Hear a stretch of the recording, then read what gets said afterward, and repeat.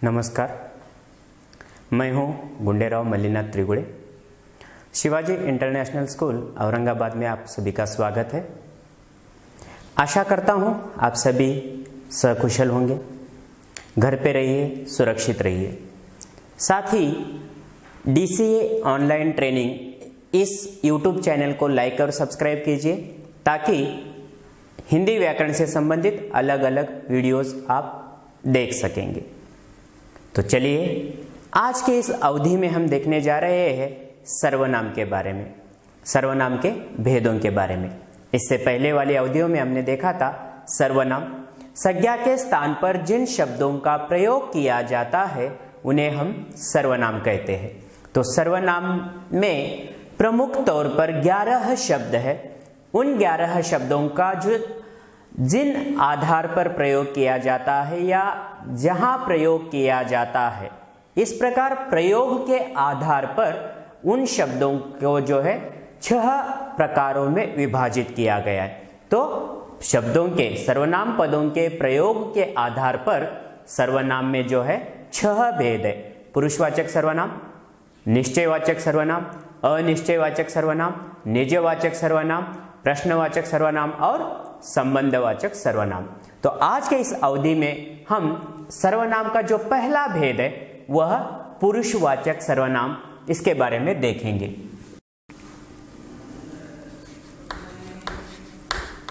सर्वनाम के भेद, जिसमें पहला भेद है पुरुषवाचक सर्वनाम।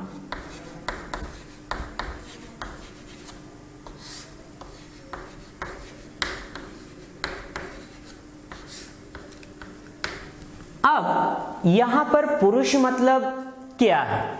पुरुष यानी कि सिर्फ पुरुष यानी कि पुल्लिंग ही होते हैं क्या?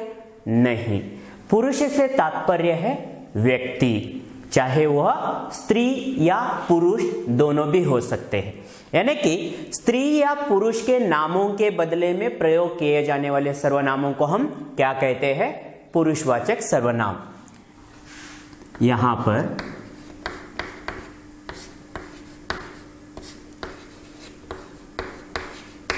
पुरुष से तात्पर्य है कि स्त्री या पुरुष, और इनके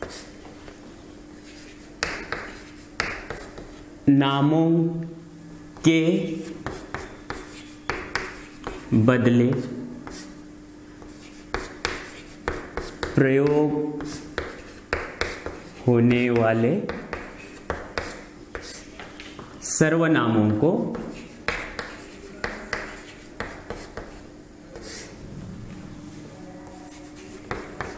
पुरुषवाचक सर्वनाम कहते हैं।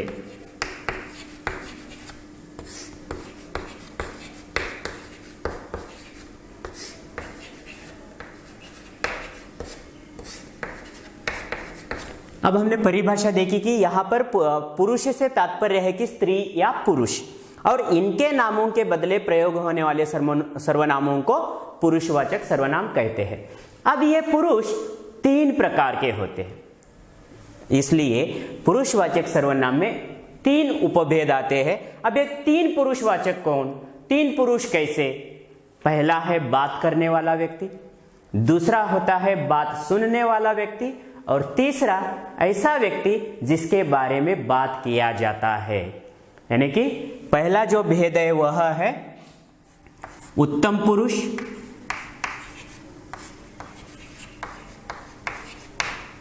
दूसरा है मध्यम पुरुष,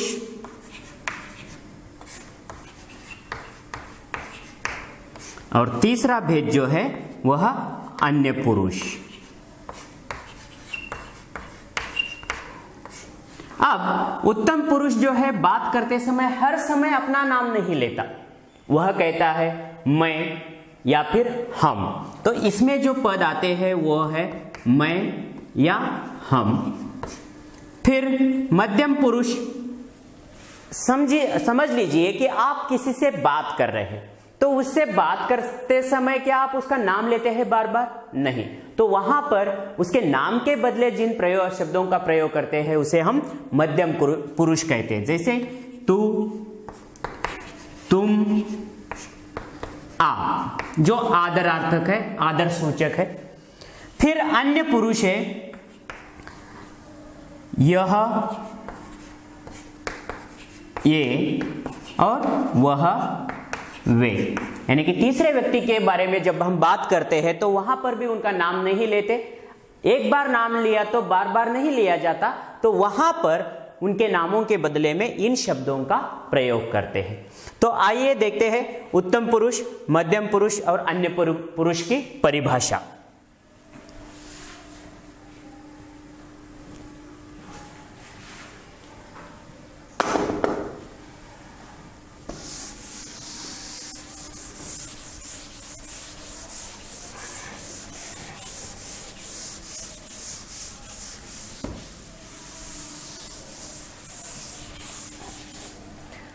अब देखिए, इसमें जो पहला भेद है पुरुषवाचक में, उत्तम पुरुष, या फिर इसे हम प्रथम पुरुष भी कहते हैं।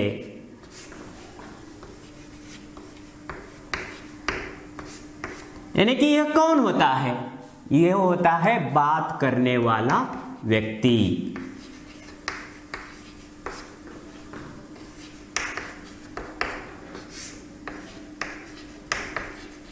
वह व्यक्ति चाहे स्त्री हो या पुरुष, बात करने वाला व्यक्ति, और उसके नामों वह जो है अपने नाम के बदले में किन शब्दों का प्रयोग करता है?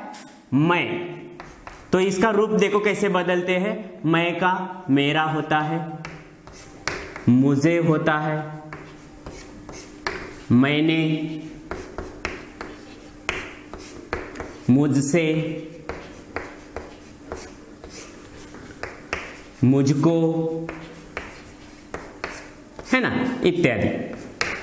उसके बाद हम शब्द का भी, यानी कि जब बात करने वाले व्यक्ति एक से अधिक हो या फिर बहुवचन में हो तो वे कैसे करते हैं? हम का प्रयोग करते हैं। ऐसे नहीं कहते कि मैं नहीं, मैं जाऊंगा, बल्कि हम जाएंगे। तो हम इसका प्रयोग कैसे रूप बदलते हैं? हमें, हमने, हमसे,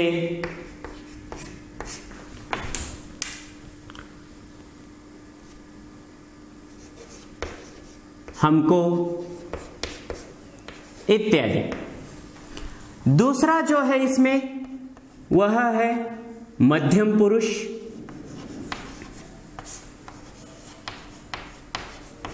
इसे द्वितीय पुरुष भी कहा जाता है।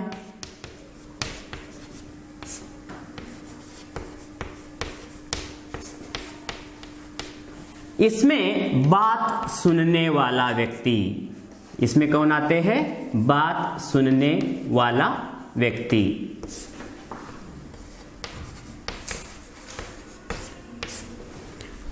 इसके शब्द है तू। इसके रूप कैसे बदलते हैं? तूने, तुझे, तेरी, इत्यादि। फिर है तुम। इसका रूप तुमने, तुमको, तुमसे, इत्यादि। और फिर है आप, जो एक। तो मध्यम पुरुष में हमने तुम इस शब्द को देखा, तुमने, तुमको, तुमसे, इस तरह जो है इसके रूप परिवर्तन होते हैं। उसके बाद आता है इसमें तीसरा शब्द आप। आप यह शब्द जो है गौरवार्थक, आदरार्थक है। इसके जो रूप बदलते हैं वो कुछ इस तरह है। आपने, आपका, आपसे, इत्यादि। यानी कि अगर किसी को हमें गौरवार्थक या गौरव देते हुए बात करना है तो वहां तू तुम कहने के बजाय अगर हम आप कहते हैं तो यह हमारे संस्कारों को भी झलकाता है या हमारे संस्कार झलकते हैं। इसलिए मध्यम पुरुष यानी कि जिनसे हम बात कर रहे हैं उनके नाम के जगह पर जब हम सर्वनाम का प्रयोग करेंगे वहां आप इस शब्द का प्रयोग करेंगे। अब इसमें जो तीसरा भेद है वह है अन्य पुरुष।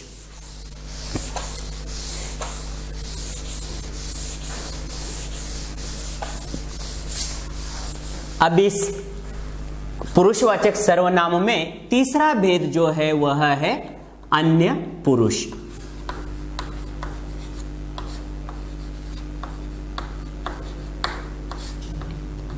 यानी कि यह अन्य पुरुष किसे कहते हैं? जिसके बारे में बात कर रहे हैं।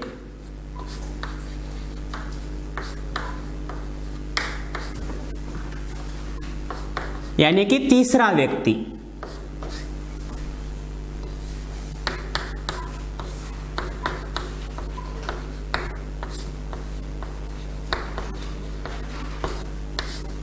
बात करने वाला पहला व्यक्ति हो गया, बात सुनने वाला दूसरा व्यक्ति। अब कहने वाला बात सुनने वाले को किसी तीसरे व्यक्ति के बारे में बात करता है तो उसके नाम के बदले में जिन शब्दों का प्रयोग किया जाता है उन्हें अन्य पुरुष कहते हैं। तो इसके शब्द है यह, ये, वह, वे। तो यह, ये का जो है रूप परिवर्तन होता है वह इस तरह, इसने, इन्होंने, इसको, इनको, है ना। और वह, वे का उसने, उन्होंने, उसको, उनको इत्यादि। यानी कि इस तरह जो है इनके रूप परिवर्तन होते हैं और इन्हीं को हम क्या कहते हैं?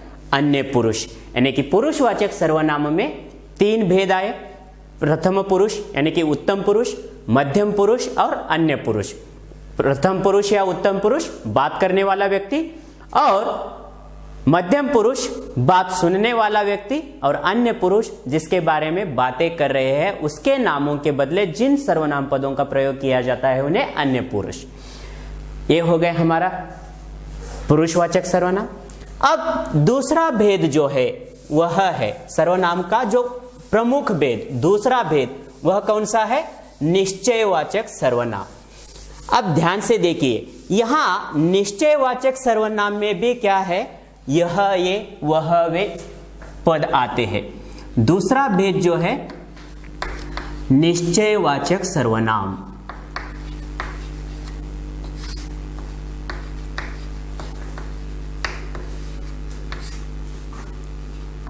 अब ये निश्चयवाचक सर्वनाम क्या है? निश्चय यानी कि दृढ़ है, निश्चित है, लेकिन क्या, वही देखते हैं। तो निश्चयवाचक सर्वनाम, इस सर्वनाम का प्रयोग, इस सर्वनाम का प्रयोग निकटवर्ती यानी कि जो नजदीक है, या दूरवर्ती जो दूर है, वस्तुओं के बारे में, वस्तुओं के या बारे में या वस्तुओं को सूचित करने के लिए किया जाता है,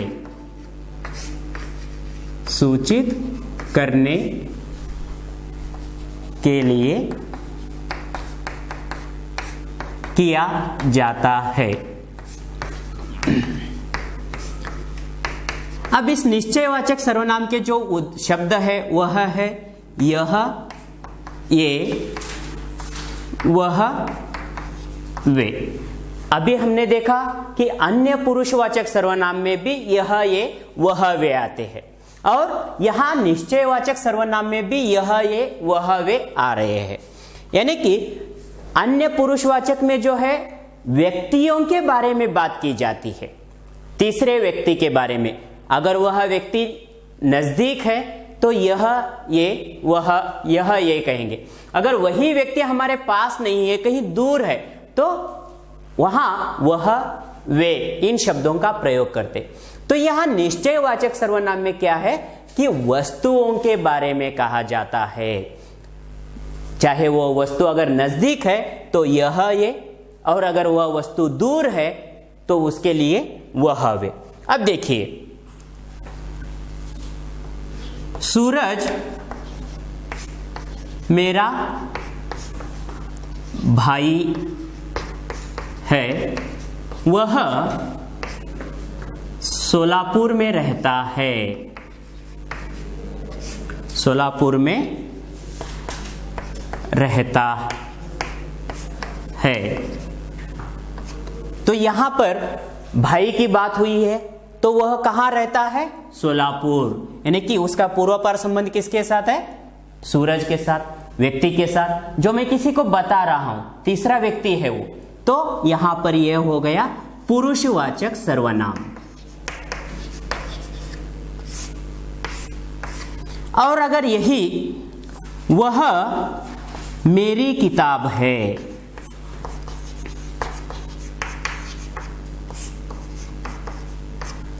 तो यहां पर यह वह शब्द क्या सूचित कर रहा है?